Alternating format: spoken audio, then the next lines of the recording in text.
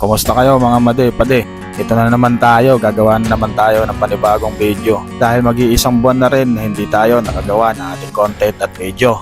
At ngayong araw nga isasamahan ko si Mrs. mag-jogging sa Paraiso para naman matanggal yung mga taba-taba sa katawan.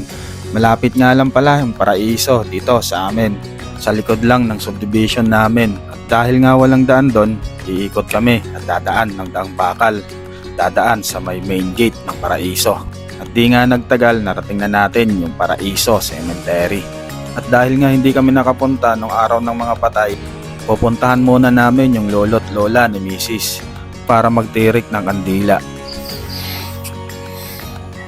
Titirik siya sa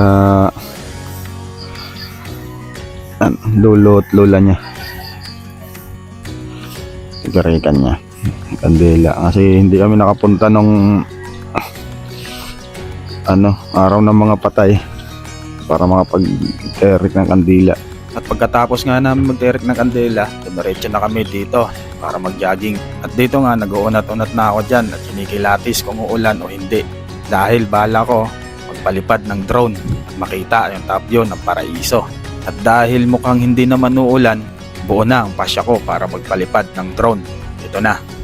Quick shot nga lang palang gagawin natin dyan. Ikutin natin yung area ng pinagjajagingan ng mga taga San Mateo dito sa Paraiso. Marami nga palang nagjajogging dito. Karamihan mga senyor. 2 spot nga palang pwede mong pagpilian dito. Una, dito nga sa Paraiso na to.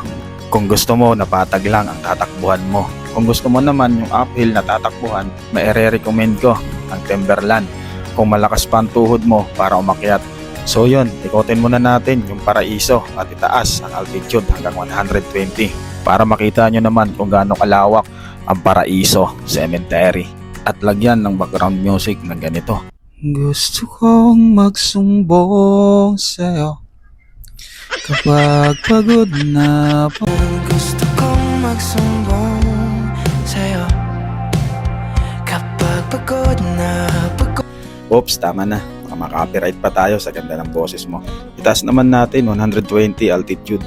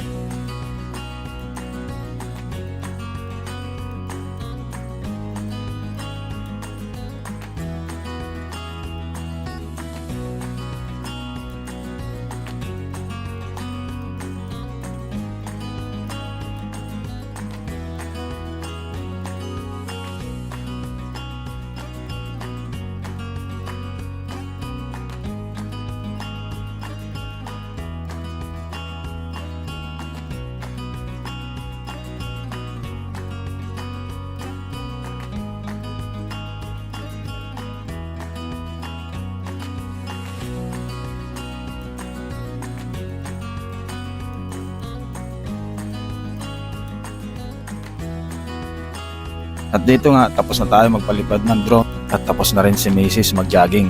Naka 5 rounds nga pala siya, tamang-tama lang para pagpawisan.